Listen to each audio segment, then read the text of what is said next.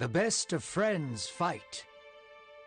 In our last story, we learned about the fall of Saul and Jonathan. Their deaths signified an ending to David's exile, and now a new era of Israel can emerge to the glory of God. Now we learn about David's messy ascension to the throne as he is crowned king of Judah, while Ishbosheth, the son of Saul, is made king of Israel. David is forced to rule within a divided nation, and his trusted commander Joab displays an incredible act of mercy, as inspired by the book of 2 Samuel. Israel was in ruin.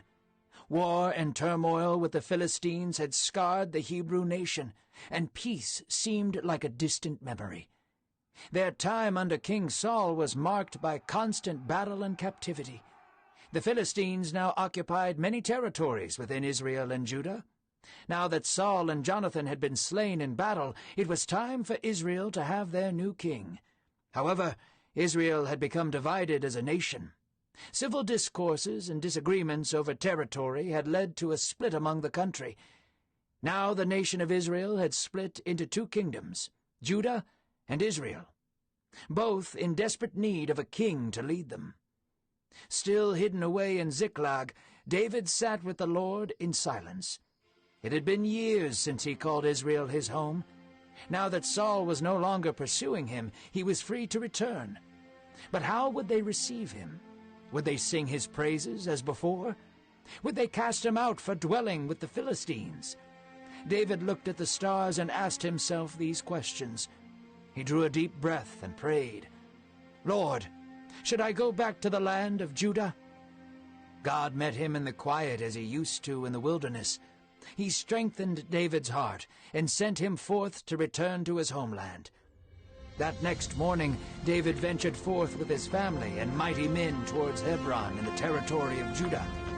As Joshua had once led the Hebrews out of the wilderness and into the Promised Land, David led his band of misfit warriors and their families back to the land of Judah.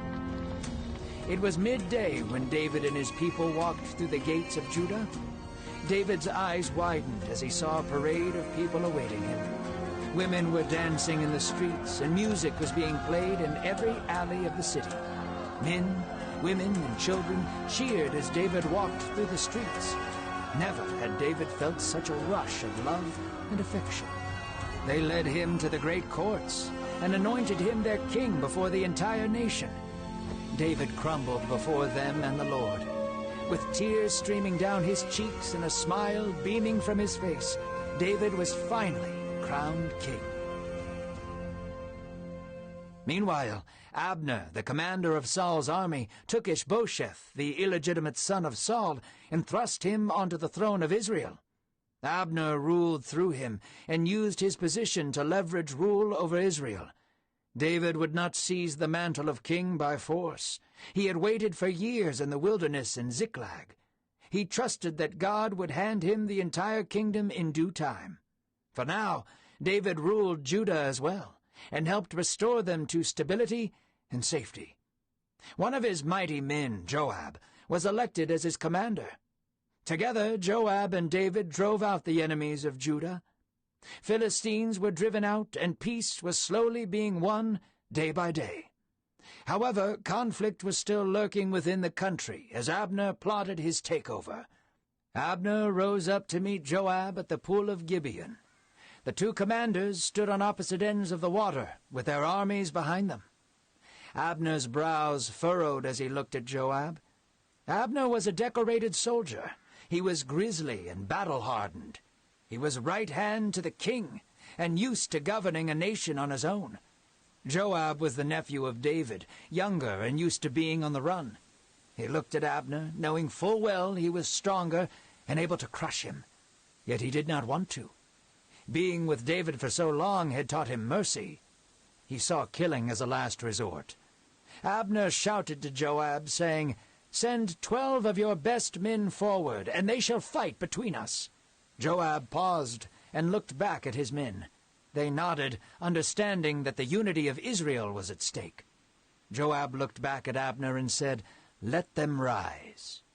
So 12 men from each army came forth. Each team rushed into battle beside the water. They were equals, blow for blow. Each swipe of their sword was blocked, and every attempt at a stab was thwarted. The 24 men were so evenly matched that each of them fell by each other's swords. Each man grabbed the other's head and thrust their blades into the other, causing both to fall. Abner watched as his men fell, so he sent his army after Joab's. The battle was fierce. Israel's army, led by Abner, was organized, tactful, and tested. Judah's army, led by Joab, was raw, scrappy, and trained by years in the wilderness with David. Abner and the men of Israel were succumbing to the weight of David's men. Though their armor and swords were more polished, they lacked the direction and heart that David imparted. Joab's brother, Abishai and Asahel, were fighting alongside him.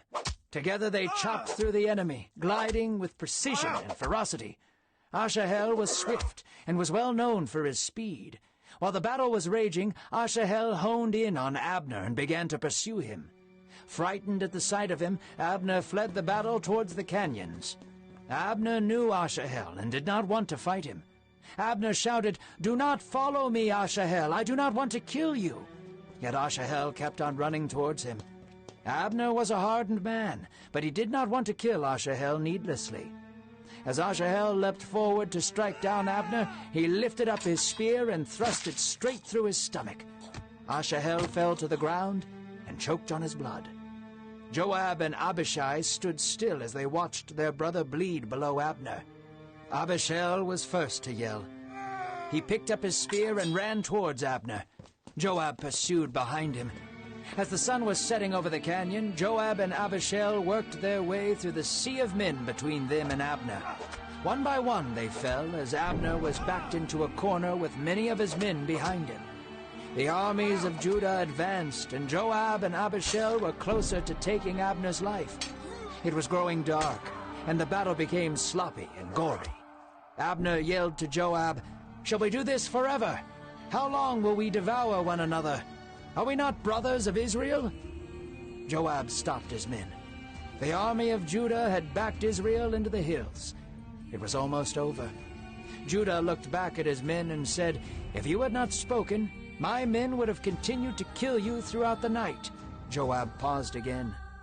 He took the trumpet off his belt and blew it for the entire valley to hear. The battle was over, and Joab showed Abner's army mercy. Joab's army had killed 360 of Israel's men, while only 19 of Judah's men had fallen. Joab picked up his brother's body and walked away from the battle. This first act of mercy would make a ripple in the entire country of Israel. Joab spared the lives of hundreds of men. Mercy gives birth to peace.